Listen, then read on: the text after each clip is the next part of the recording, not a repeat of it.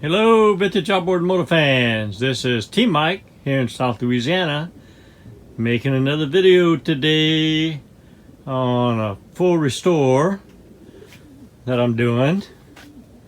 This is the best part of the restoration process, and everything is cleaned and painted and ready to be reassembled. This motor is restore number 92.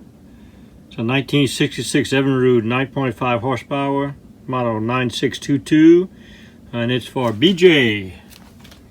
BJ, your motor is apart, cleaned, and ready for reassemble. Here's the stern bracket, painted, cleaned. Here's the power head, all tested, cleaned, painted. Here's the gear case, seals changed, upper and lower shift boot, new water pump impeller, tested, ready to go. There's your flywheel, fuel pump, carburetor, rebuilt with a carb kit. There's your control panel. Here's the magneto, completely rebuilt. New coils, condensers, points, spark plug wires. Haven't put the boot on it yet. Here's the housing, the two housing sides, cleaned inside and out, sanded, painted, 3 coats of paint. There's the other side. There's the two body parts.